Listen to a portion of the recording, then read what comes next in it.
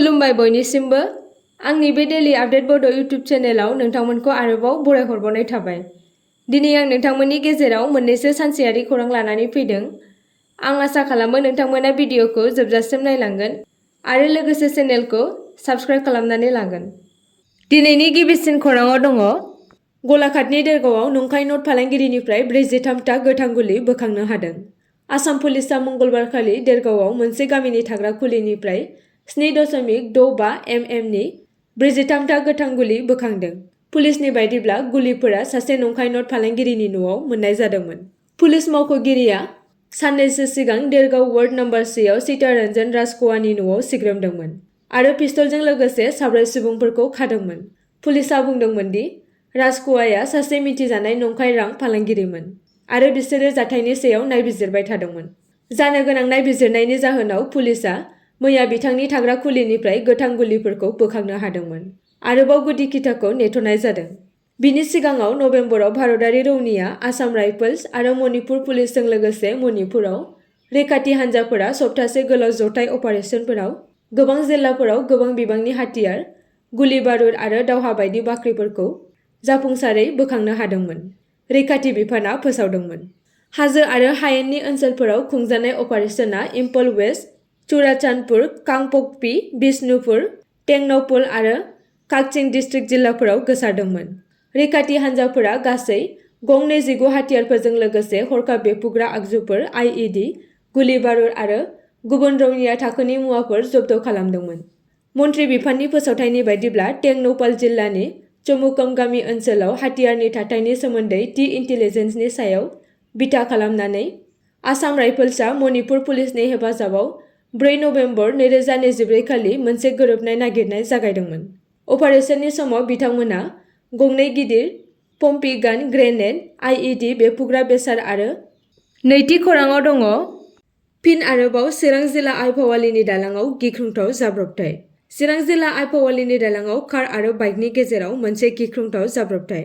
बे गिख्रंथाव जाब्रबथाय जानायनि जाहोनाव जेराव सासे लाइमोना जायगायावनो जिउ खोमाना लानो गोनां जायो आरो सासेया गोब्राबैनो जोखोम जायो होनना खौराङाव फोरमायो। मख'नो गोनांदि थांनाय सानाव चिरां जिल्ला भारत-भुटान सिमना दादगारि हाथिसाराव थानाय मोनाबिलि पिकनिक स्पटनिफ्राय फैबाय थानाय समावनो गिख्रंथाव लामानि जाब्रबथायाव सासे लाइमोना जायगायावनो जिउ खहा जायो आरो गुबुन सासे लाइमोना गोब्राब जोखोम जायो। बिनि उनावनो आरोबाव कार आरो बाइकनि गेजेराव गिख्रंथाव जाब्रबथाय जानानै थाङो। थामथि खौराङाव दङ क'क्राझार सोहोराव मोनसे हेंथायारि हानजा सुरदों। बांलादेशआव हिन्दुफोरनि सायाव गाग्लोबनाय आरो माहारियारि इनाय अयथासारनि हेंथायै क'क्राझार सोहोराव हेंथा होनायनि सुबुं गौमा हानजा सुरनाय हाबाफारि मावफुंदों। बांलादेशआव क'टा सिस्टेमखौ लानानै सोमजिनाय हांगामाया हादरनि खुंथाय गोहोआव थानाय शेख हासिनानि आवामि लीग हानजानि खुंथायखौ बोख्लायनायनि उनाव बांलादेशआव शेख हासिनानि खुंथायनि हेफाजाबगिरि मुं होनानै हिन्दु समाजनि सायाव गाग्लोबनाय हिंसाखौ फोजोबस्रांनांगौनि दाबिजों मैया क'क्राझार दालाइ सुबुं सांग्रांथि आफादआ मोनसे सुबुं गौमा हानजा सुरनाय हाबाफारि मावफुङो। क'क्राझारनि डि.एन.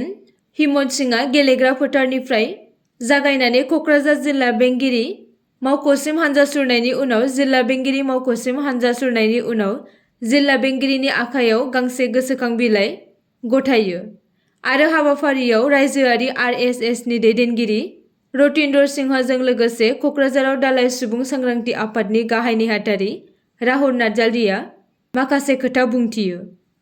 ब्रैथि खौराङाव दङ गोदानै फोसावजानाय सिकनाझार माहारियारि पार्कखौ आयेन बेरेखायै दंफां दानस्रांनाय एबा सिफायनाय जाथायखौ लानानै मैया मोनसे सांग्रांथि हाबाफारि लादों। मख'नो गोनांदि बिटिआर सोरखारा हाग्रा ओनसोलखौ रैखाथि होनो थाखाय 2 नेशनेल पार्क फोसावदोंमोन आरो बेखौ लानानै माखासे सुबुंफोरा राजखान्थि गेलेनानै सिकनाझार हाग्रामा ओनसोलखौ दानस्रांना दखल खालामना थाहैदोंमोन। बे जाथायनि सायावनो मैया मोनसे सुबुं सांग्रांथि हाबाफारि लायो। बे हाबाफारियावनो इ.एम. रनजित बसुमतारी, चिरां जिल्ला बेंगिरि ड. जतिन बरा, एस.पि. आवसत गर्ग, चिरां डिभिजननि डि.एफ.अ. कुन्जन बसुमतारीजों लोगोसे माखासे धोरोमगुरुफोर आरो गुबुन गुबुन माहारियारि आफादनि सोद्रोमाफोरजों लोगोसे ओनसोलनि गोबां सुबुंफोराबो बाहागो लायो। बाथि खौराङाव दङ कुकी ज'हारिआ मिरुनिफ्राय जुथाइ हायुं आवथा एबा इउनियन टेरिटरिखौ क्रिसमास गिफ्ट महरै गनायथि होनो दाबि खालामदों। रोजा रोजा कुकी ज' हारिनि सोद्रोमाफोरा चाइकुल हिल टाउन, कांपकपियाव 19थि गोसोखांथि सान फालिदोंमोन, जाय राजखान्थियारि सिनायथिनि थाखाय गावसोरनि जथाय दाबिखौ दिन्थियो। कुकी इंपि, चाइकुल गामकाई, केएसअ चाइकुल आरो केडब्लिउइउ चाइकुलनि हेफाजाबाव ट्राइबेल खौसेथि आफादजों खुंजानाय बे हाबाफारिया सोलिबाय थानाय ओनसोलारि दावराव-दावसिनि गेजेराव जिउ गोमानाय कुकी ज' मुंख्लंफोरनो मान बावो। बे फालिथायखौ नोजोर होनानै चादर हिल्सआव फरायसालि, फालांगि आरो गुबुन फसंथानफोरा बन्द जादोंमोन। बबेखानि गोनांथार हाबाफोरखौ जेबो हेंथा होआलासिनो बेखौ थि खालामनो थाखाय गारिफोरनि थांलाय फैलाया सोलिबाय थादोंमोन। दैदेनगिरिफोरा भारत सरकारखौ क्रिसमास गिफ्ट महरै गावसोरनो जुथाइ हायुं आवथा एबा इउनियन टेरिटरिनि थाखाय दाबिखौ सुफुंनो खावलायदोंमोन। कमिटि अन ट्राइबेल इउनिटिनि गाहाय नेहाथारि लामिन लिन सिंहसादआ गावनि बिबुंथियाव दाबिनि गोनांथिनि सायाव गोसो होनानै बुंदोंमोन, बे गोसोखांथि साना जोंनि मुंख्लंफोरखौ मान होनायल' नङा, नाथाय राजखान्थियारि न्यायनि थाखाय जोंनि थांखिखौ गोख्रों खालामनायनिबो बाथ्रा। जों गोबाव सम नेबाय, बियो मिरुनि थाखाय जोंनि थार हास्थायनायफोरखौ जाफुंहोनायनि सम। कुकी ज' हारिनि गोबाव समनि दाबिफोरखौ सुफुंनायाव गोबाव जानायनि सायाव रागा जोंखांनायनि गेजेराव इउनियन टेरिटरि थामाननि थाखाय खावलायनाया फैदों। दैदेनगिरिफोरा गावसोरनि खौसेथि आरो थिरांथाखौ फिन खेबसे बुंफिनदोंमोन आरो गोसो होनानै बुंदोंमोन दि सोरखारनिफ्राय गोख्रों राहा लानायनि सम फैबाय। 6थि खौरांआव दङ, सरलपारा आरो उल्टापानीनि हाग्राबारि ओनसोलनि सायाव गोख्रों राहा लानाय जागोन। इउपिपिएल सोरखारनि मिशन आरो भिजनआ रोखा। फैबाय थानाय समाव नुनो मोनगोन दि बे ओनसोलफोराव माबायदि हाबा मावगोन। बे बाथ्राखौ बुंदों गाहाय खुंगिरि प्रमद बर' बिथाङा। आरोबाव प्रमद बर' बिथाङा बुंबावदों दि बिसायख'थि जानाय समाव गोदान गोदान सुबुंफोरा हाग्राबारि ओनसोलाव थाहैदोंमोन। जेब्ला हाग्रा बिफाननि बिबानगिरिफोरा बिसोरखौ हाग्राबारि ओनसोलाव थानायखौ हेंथा होदोंमोन, अब्ला बिसोर सुबुंफोरा इउपिपिएल सोरखारा न' बां सिफायदों, बायदि बायदि खालामदों होननानै राजखान्थि खालामदोंमोन। बिसोरो बै समखौ लादोंमोन जेब्ला बिसायख'थिनि समाव गासिबो सुबुंफोरा मुखुबाव थागोनखौ लानानै अब्ला जेबो बुंनो हानाय नङा आरो राजखान्थिनि थाखायनो जेबो बुंनाय नङा आरो गावसोरखौ देरहागोन होनना सानदोंमोन। गाहाय खुंगिरि प्रमद बर'आ बुंबावदों दि सरलपारा आरो उल्टापानीनि हाग्राबारि ओनसोलाव थांब्ला हाया सोरनि मुङाव दं बेखौ मिथिनो मोनगोन।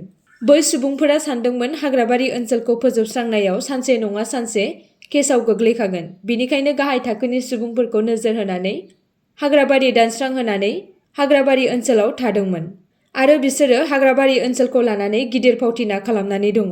नाथाय इउपिपिएल सोरखारनि मिशन आरो भिजनआ रोखा। बिनि थाखायनो फैबाय थानाय समफोराव नुनो मोनगोन दि बै ओनसोलफोराव जों माबायदि हाबा मावगोन होननानै बुंबावदों। आसा खालामो नोंथांमोना भिडिअखौ नायनानै मोजां मोनगोन आरो चेनेलखौ लाइक आरो साबस्क्राइब खालामनानै लागोन।